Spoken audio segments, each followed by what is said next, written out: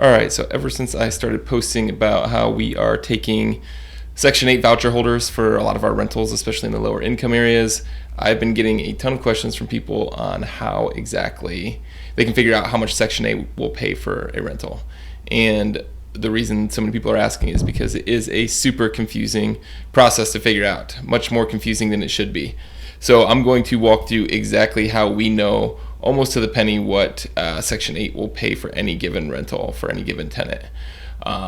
The very first thing you're going to do when you're considering taking a Section 8 tenant, you're going to ask them for their RTA, which is request for tenancy. And this is a packet that they should have. They should be able to email you. If they only have it in actual paper, I would tell them to request a digital copy. It's going to be much easier on you. This is all the information I'm talking about is the Columbus Metropolitan Housing Authority. Your local housing authority may be slightly different, but it's all going to generally be the same. So we'll walk through how to do this. And I'm not going to go through the whole packet, but this is generally what the tenant's going to give you. It's going to be similar to this. And I recommend learning this form and filling it out for the tenant, because if you leave it for them to fill out, it's going to be wrong and it's going to cause delays. So the first time I did this, it took me a couple hours. I had to figure it all out. Now I can get through one of these things in 30 minutes or less. So you get the hang of it and it becomes super easy. But to determine the actual rent, which is the important thing here, there are 3 parts of this form that will give you that information. So the first thing, so let's look at this form first. This isn't directly determining the rent, but it'll help because you have to put in here what the tenant is going to have to pay for and what the landlord is going to cover based on utilities. And then what those utilities are. So like heating, is it natural gas, electric, etc. And I'm going to tell you right now that if you're going to have the tenant pay utilities, which I do for the most part, they're going to reduce the rent by the utility allowance, and that utility allowance amount is going to be based on what those utility sources are. And electric is going to cost you significantly more than gas is going to when it comes to these deductions for utility allowances. So wherever possible, have gas in your rentals if you're going to do Section 8. I even had a Section 8 worker tell me to just mark gas no matter what it is. So I'm not telling you to do that. That's what she told me to do. So once you figure that out, you'll be able to come down here and you can go to let's get here. It's a big packet, like I said. Actually, it's probably up here. Okay, so here we go. This is where we're going to start to get into this here. This is the utility allowance page. And so this one is for multifamily. There's 2 separate ones. There's one for multifamily, which is generally going to be a little bit lower, and then one for single family rentals, which is going to be a little higher. Most of mine are single family rentals. This is one that I'm typically going off of.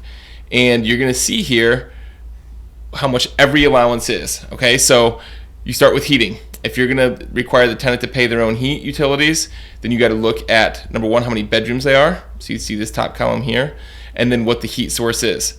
So if it's natural gas and it's a 3-bedroom house, it's going to be $27 a month. Cooking, so if your stove's natural gas, it's going to be another $3 a month. Other electric, that's going to be in there no matter what. So that's going to be on a 3-bedroom house, $91 a month. Air conditioning, if you have central air, you do not have to put anything here.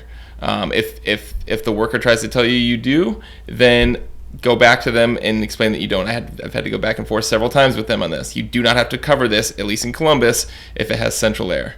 If it doesn't have central air, you're going to have to add that in. Water heater, natural gas, 3-bedroom house, add another $10. Water. Okay, so water and sewer, this is the one thing that I pay. I do not have the tenant pay this. And the reason is the allowance is so much. So like for Columbus, it's $41 a month for just the water, and then another $61 for sewer. So $102 a month. Generally, I'm going to pay a lot less than that if I cover it myself. Usually ends up being around 60, maybe $70 a month for me. So I'm going to cover the water, and it comes out a net gain for me doing that. Trash in Columbus, you don't have to worry about it. It's covered for you. Other charges, this electric charge and this natural gas charge will always be there. It makes no sense. It shouldn't be there, especially the electric, since you're covering electric up above on other electric. I've argued with them over and over again, but they're not going to budge. So you're going to have to add $16 for the other electric and $48 for the other gas. So another $64. Okay, appliances. If you are not going to supply appliances, you have to then deduct $11 for a stove and $12 for a refrigerator. So you're going to take all of those and add them all up. So I can tell you without even going through this, I've done it so many times, if I have a 3-bedroom house and I'm covering everything except water and sewer, and I'm supplying the appliances like I always do, it's going to come up to $195 a month. Okay, so that means whatever the fair market rent is, they're going to deduct $195 a month from that. So I have this little calculator here, and we're going to put it in. Utility allowance is $195 a month. Because I'm going to say it's a 3-bedroom house, and I'm covering everything except water, or I'm covering, the tenant's paying for everything except water and sewer, which I'm paying for, and I'm supplying appliances. That's a hard phrase to say. Okay, so the next thing we're going to look at, now we know what the allowance is, let's look at what their actual rent is. And Columbus and many other places recently switched to going by zip code. It used to be so nice and so simple. They just went one rate for the entire Franklin County. We got significantly more rent going that way. This past October of 2024, they switched it by zip code, and many zip codes got lowered significantly. All right, but what you're going to do here is you're going to find your zip code, and then you're going to look at how many bedrooms your rental is. So I have a ton of them in 43211. So if I'm going to have a 3-bedroom house in 43211, I know that the total rent they're going to pay is $1,562, right? Unfortunately, a lot of people see this and they stop and think, okay, I can get $1,562. Not the case. This is the total before we factor in the utility allowance. So we're going to go over to our calculator, put in $1,562 for the total rental allowance, or for the rent that they'll pay for that house. All right, so now the net that they'll pay after deducting the utility allowance is $1,367. That is a rent that Section 8 will pay for you. If you're not going to cover sewer and water like I am, you can deduct another $101 from that. So you're going to be at $1,265 basically a month, which to me is significantly lower than market rent. They supposedly pay 10% more. With these adjustments, they're not even close in my opinion. All right, but there's one more piece to this, and this is where you can get creative and selective. It's the MAI times 10%. That's the monthly average income, I believe. We'll look here in a second. Monthly average income that the tenant makes times 10%. You're going to be allowed to add that back in to the rent. That doesn't necessarily mean that's what the tenant actually pays you, what their portion will be. That's just how they do the calculation. Okay, so this you're going to get simply by asking the tenant for their voucher. Their voucher will show you exactly what this is. So I'll show you an example of it here where you can find it right here.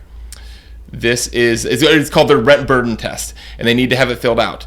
The monthly adjusted income is what it stands for, monthly adjusted income. So they're going to fill this out. Section 8, the housing authority is going to fill this out for you, for the tenant. All right, so you're going to know exactly what that is. And then down here in box A, it'll say MAI times 10%. You want that number right there, MAI times 10%. So if the tenant makes, say their monthly adjusted income is $2,000 a month, you get 10% of that, you're going to get to add $200. Now, the most I've ever seen this come through, I think the highest one I have is $173 a month. So let's just say that I find someone that is $173 a month there. Now, I'm going to be able to increase that and get it up to $1,540 a month, which in this case, this is exactly what one of my tenants pays in a 43211 3-bedroom house. Okay, so I know those numbers are accurate. The total rental allowance is $1,562. I have to deduct the utilities that the tenant has to pay for $195, and then I get to add back in 10% of their monthly adjusted income. I don't know how they figure the monthly adjusted income. I know child support counts, all kinds of different things count, so it doesn't necessarily mean that they have to have a job, right? And there's no point in even trying to figure out how they do it. Just ask them for that form so you can figure out what that exact number is. So now I know on this 3-bedroom house, I can get a total of $1,540 for this tenant. Again, this is tenant specific because of that MAI times 10%. Take that out, that's $1,367. That's going to be standard for every tenant, no matter what, all right? If you're doing the utilities like we talked about. The MAI is where things change. So if you want to maximize how much you're getting, you're going to have to find a tenant that has some income that they can get that. So add that 173 and I can get 1540. Now 1540, that might even be slightly above what I could get for market. So now we're back to at least close to even with market value. Maybe not, since I'm still paying water and sewer. It is probably right in line. The benefit to me is always going to be that Section 8 pays at 100%. I'm only doing these in the lower income areas where traditionally rent is harder to collect. People lose their jobs more often. They have things more difficult. It's vulnerable people living in vulnerable conditions, and I don't want to have to be in a position where I have to evict them because they lose their income source. So to me, if I'm going to buy rentals in these areas, it makes more sense to go Section 8. And this is how I figure out how much they pay. So do not make the mistake that everyone seems to be making, where you take a look at that rental allowance sheet and think that you can get that much money. Right? Don't go to these zip codes, go to your bedrooms and say, 3-bedroom house in 43016, I can get $25.08 a month. This is great. Nope, got to deduct these utilities, and then you can potentially add back in some for their monthly income. So learn that, make yourself a simple little calculator here. All I do is put in the numbers and have it add it for me. Very simple, but the big thing is learn how to run those numbers. You should be able to know, just glancing at it, how much the utility allowance is going to be once you get the hang of this. And then from there, it's just finding the right tenant that gets that little bit of extra income that can get you up close to market value in most of these areas. So hope that helps. If you have any questions, let me know.